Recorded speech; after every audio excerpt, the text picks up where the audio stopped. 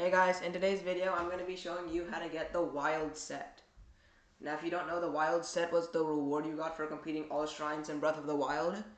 Unlike here, instead of completing all shrines, you need to go to 3 specific locations in the depths.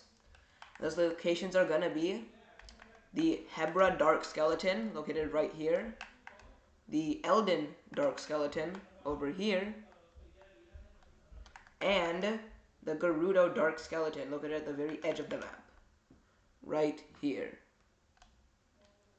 Now, as per the armor pieces located in the Dark Skeletons, they're all going to be at the head of the Dark Skeleton. So you can just make any flying device and just fly over there, or you can walk. Now, I don't really suggest walking under it. You can walk above it, but walking under it, there will be some gloom hands. So you can fight those if you would like, but if you'd rather skip them, you can just make a flying device or just walk on top of it. There are also going to be some Horriblins and stall enemies at the Dark Skeleton, so you can also be aware of those. But other than that, the first location we're going to be going to is the Elden Dark Skeleton. Right here. If you see this little thing, the head is going to be right over here, so we're going to be going over there. And I'm going to be heading over from this light route, the Kayam light route. I'm going to be making my way to this Zonai build platform and fly straight over there. So I'm going to be heading over there, and you guys can do the same. Guys, from the light route over there, I came to right here at this build platform. And do know that it's also going to take level 2 Flame Guard to come here.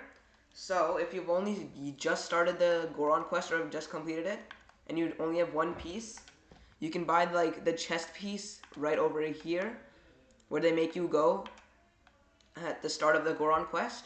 And if you go to this cave right here, going directly straight in the middle of the cave is going to be the Varudanya Divine Helm, which is going to give you another level of Flame Guard. So you can have your 2 levels of Flame Guard in order to come here. Now as you can see, the Dark Skeleton's right there, and its head is going to be at the very end of it, so we're just going to fly over there. Now do know it'll be helpful to have a good amount of battery, so keep that in mind, and we're just going to keep flying over there. I also suggest that you may have a hover bike. I'll show you how to make one later. But it's also really helpful to have a hover bike, since they're very easy to use and make it super easy to traverse the depths. Now, just so you don't have to fight any Horriblins or monsters like that, I suggest you watch one of my other videos and find out how to get Majora's Mask. It's going to help a lot. And right there in the head, see, our head is going to be right here. So what I'm going to do is I'm going to go over here and jump off. And the armor piece is going to be in the middle of it. As you can see, there is our chest. We're just going to go right here. And in here is going to be the Trousers of the Wild. That's going to be one piece. Now for the next piece, we're going to be going down here to the Gerudo Dark Skeleton. Its head is right here on the map. That's going to be its head. The closest light route is going to be this one. So you can go down straight to this build platform and go all the way around back down to here. That's going to make this very simple. And do know that even though you may have this place lit up, it's also going to be a little dark. So having the miner set would be really helpful. I'll be making a video on that one shortly.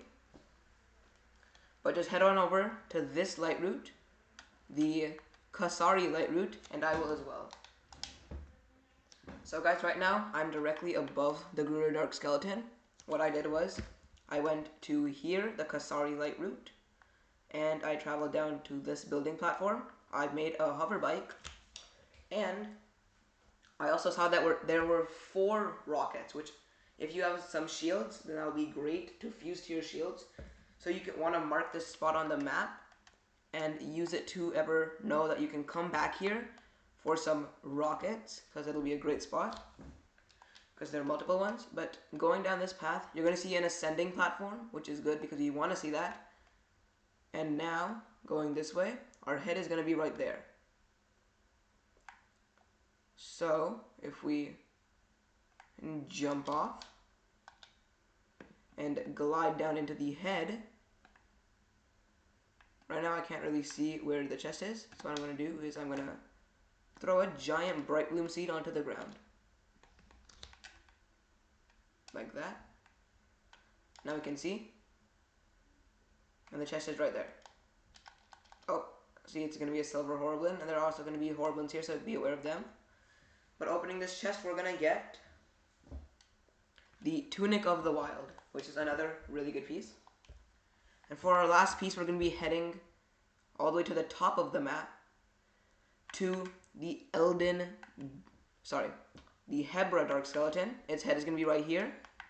So from this light route, going up and directly over here, it's going to be pretty easy to get to. Can't really miss it.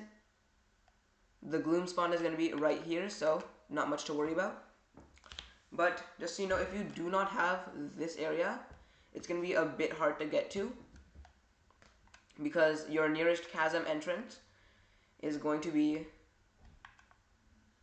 this one in the Linder's Brow, on the other side of Tanagar Canyon, so it is going to be pretty hard. So if you're coming here, then as you jump into this chasm, you're going to want to directly aim for this huge root right here. That way you can run up this and get to the top of this place. Take one of these building platforms. There are multiple spread out. Just so you know, there's a stone talus right in this area. So grab one of these building platforms and start flying over there. Be sure to collect some light roots on your way so it'll be much easier to come back. This is going to be the Hebra Canyon Mine. There are going to be Colgarophytes here and here. And going from here, keeping a steady path going this way, if we curve and get this light route and come to this light route right here, from there it's also going to be straight and directly to the head of the skeleton. I'm going to mark it on my map. But I'm going to be heading over to this light route. And do know that if you have started this quest and you now have this chasm open and this light route, you can just head to this light route, ascend out of the maze, get this light route, and then start flying this way, getting this one along the way. You can fight Colgara there if you want, but its light route's going to be right here. Then taking this one, and then all the way down here. And you can get this one at the end. So I'm going to be heading over to this light route. You can head over there as well. And I'll see you there. So guys, now that I'm here, directly from the light route, right over there, if you climb up onto this thing, or cliff, and look directly down, you actually don't even need to get this. You can actually, if you have enough stamina, glide directly towards the head, because the head is located right there, making it super easy to get to. So that's what I'm going to do. I'm going to glide straight over there. Down there we can see the building platform, where if you do not have enough Zonite, you can go there. But in other cases, it'll just be super easy to come here. From here, we're just going to fall down and try to land in the head, and we get the Hebra Dark Skeleton. And right there's going to be our chest.